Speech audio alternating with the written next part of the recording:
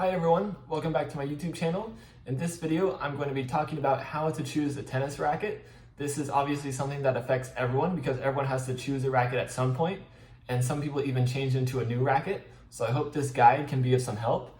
The first thing you want to consider is the age of you or your player, and also your fitness and your experience level. If you're a younger player, you want to choose a shorter racket than the standard 27 inches. This can be anywhere from 21 to 26 inches. There's a lot of guides online for what racket length to choose based on age of the player. So you can look those up and I'll post a picture as well. Two, if you're either an older, less athletic, or beginner player, you might want to choose a racket that's a little bit lighter or a little bit bigger head size. It's going to be more forgiving. It's going to be easier for you to play with less athleticism and give you more free power with smaller strokes.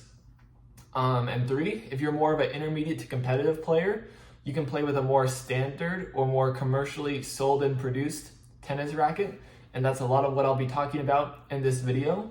So there's a lot of jargon out there with tennis rackets, and it's hard to know what really gives what, and there's so much advertising. Even if you look on Tennis Warehouse itself, and you look at all the different characteristics, look for a racket, it can be very confusing and overwhelming to look at and figure out which one is best for you. So I'm here to help simplify some of those terms and specify what you should be focusing on when choosing a tennis racket. The first thing I'll talk about is weight of the racket.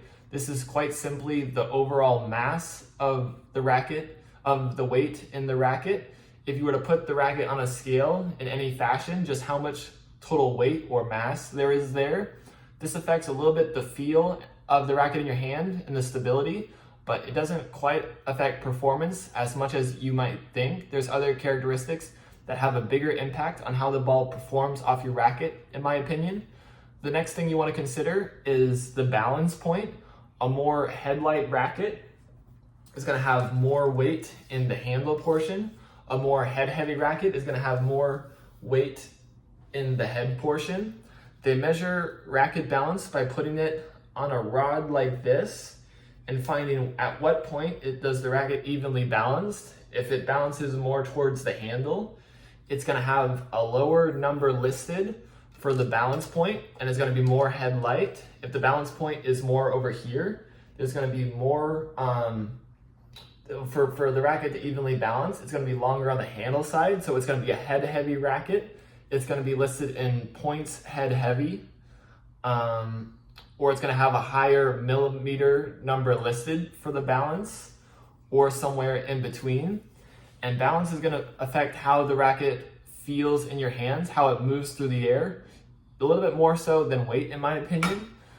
Some things to consider with balance: if your racket's a little bit too head heavy, it's probably going to be a light racket overall to compensate for the weight being in the head.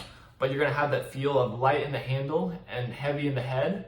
So it's going to be kind of hard or awkward to move around. Likewise, if you have a very head light racket, you're going to have a nice feel of weight in the handle. It's going to feel very solid there, but it's going to be very light and airy at the top.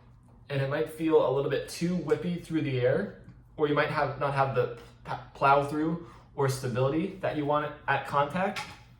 And that leads me to my next criteria. This is the main and most important factor, in my opinion, you should consider when selecting a tennis racket. It affects performance the most out of any other attribute of a racket, in my opinion. And there's ways to modify this with lead tape and things like that. But swing weight is really important, and it's a big component of how your racket will perform on court. Swing weight is something that a lot of players don't really understand or they're confused by, which is a shame because it really impacts play in a lot of different ways. Swing weight is measured by a machine, and what it does, it doesn't just weigh the total mass of the racket like a standard scale. It has a part that grips the racket at the very base of it, and it twists the racket back and forth like this. So it's staying still on a pivot point, and it measures how much force is taken to move the racket side to side like this. So as you can probably imagine, a lot of weight on this portion of the racket, it's not going to affect swing weight that much, but a lot of weight at the top even if it's the same amount of weight, suppose I add 1 ounce here, or I add 1 ounce here, the weight at the top is going to be much more impactful on swing weight relative to what the weight is. And that's going to affect a lot of different things. It's going to affect maneuverability of the racket. How easy is it to swing? A heavy swing weight racket, it's going to be a little bit harder or more taxing to bring the racket through the hitting zone. It's going to be harder to swing quickly or to go over your head. But a higher swing weight, it's going to give you much more stability at contact, meaning the racket's not going to hit the ball and bounce back or shake or twist much. It's going to feel very solid and plow through the ball because you have a lot of weight at the end part of the racket and it's going through and around the ball. It's giving you great stability and plow through, versus a lower swing weight racket is going to feel very easy to move in the air, but you might not have quite as solid of a feel as contact. And especially from harder hitting players, you might not get quite as much stability from the racket as you want. It's going to bend or shake or twist more at impact, and it's going to be a little bit harder to plow through the ball. I'd be happy to go into more detail on that, so let me know if you have any questions. The next thing that you want to consider is racket head size. This is probably the easiest one to understand. It's just the overall size of the string pattern. These are the two biggest difference ones I have. It's not a super big difference on camera, but you can certainly feel it when you're making contact with the ball on court. The one on my right, I guess your left, I don't even know. This is 100 square inches. This one here is 90 square inches. The bigger racket head size is going to give you a bigger sweet spot, is going to give you more forgiveness at contact.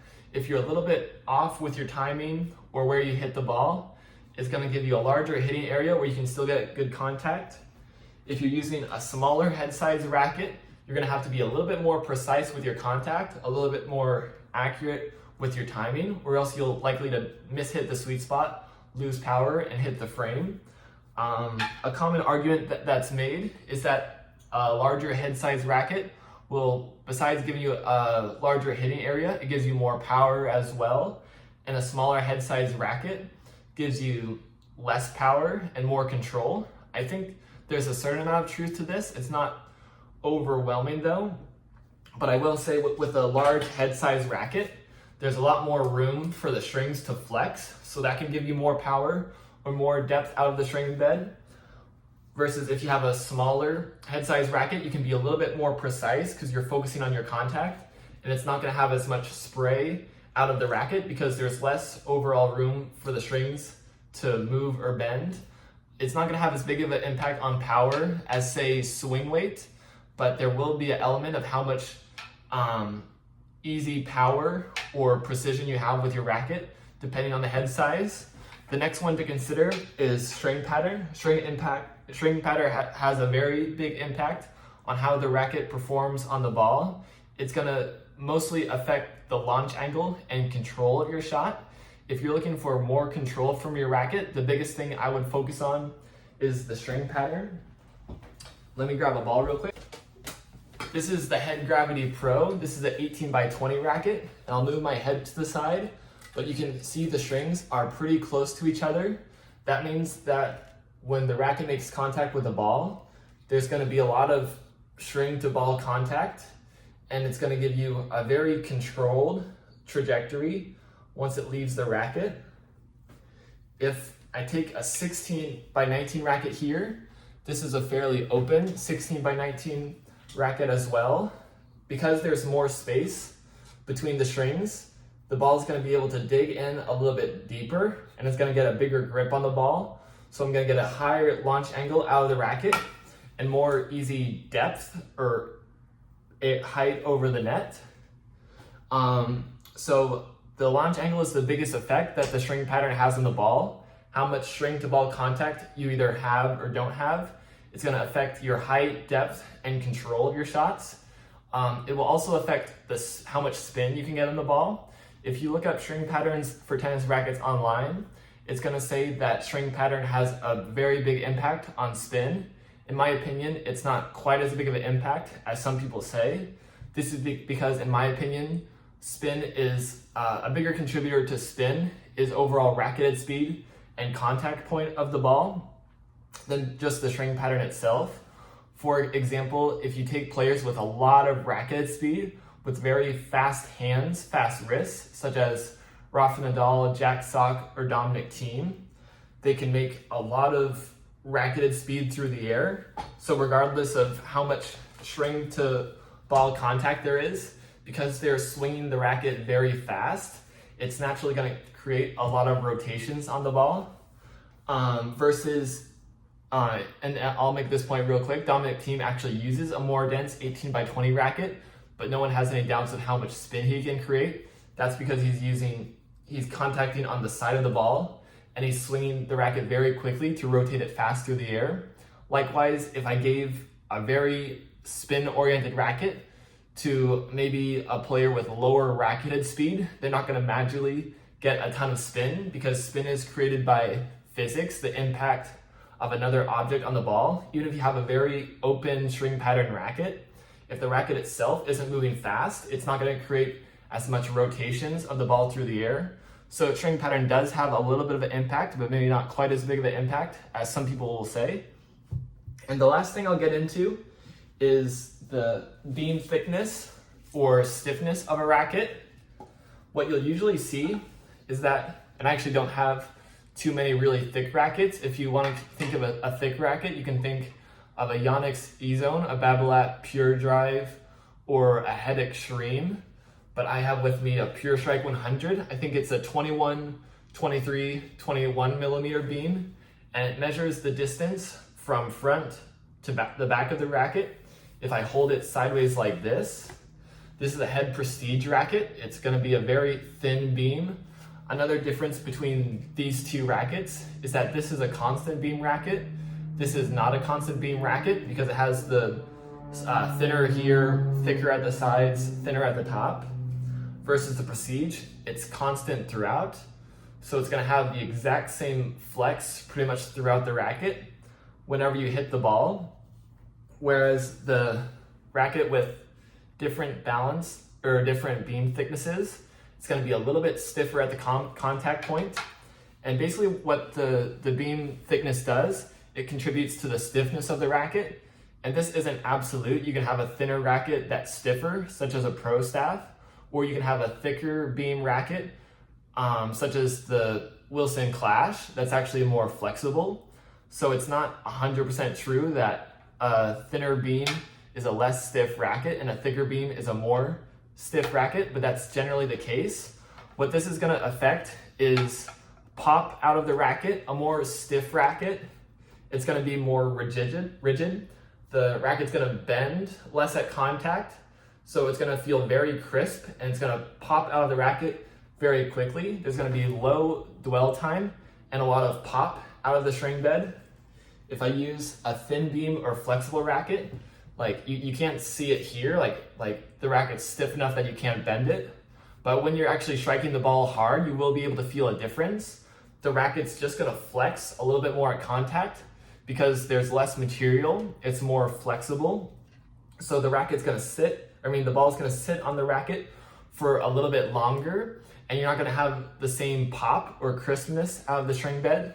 This is going to affect feel as well. Some players that like a lot of comfort, or they like to feel like they can keep the ball on their racket for a little bit longer. They like that sensation of dwell time. They might like a thinner, more flexible racket because the racket's going to bend more, so they have more time in contact with the ball. They have a little bit more feel. For players really looking for a powerful or crisp response, they might like a bit of a thicker or stiffer racket. Some people don't like the feel of a thin, flexible racket too. It feels a little bit mushy to them. They don't get the crispness or pop out of the racket they want. So they'd opt for a more thicker, stiff racket, like a Pure Drive. That's going to give them a lot of pop out of the string bed. So it depends on the player and what you're interested in when it comes to choosing the beam width and stiffness of a racket. So those are the characteristics that really most strongly impact the performance of a tennis racket. You'll hear a lot of companies or people advertising what fancy material or what technology they're putting into their rackets. That makes a difference to a certain extent, but it really comes down to the physical characteristics of the things I broke down: the weight, the balance, the swing weight, the head size, the string pattern, and the beam thickness. Those are the things that's going to have a tangible impact with how the ball performs off the racket in the court and how it performs when you're swinging it through the air. Take technology and materials into consideration, but know that it mostly comes down to the physical components of the racket that can really make a difference in your selection.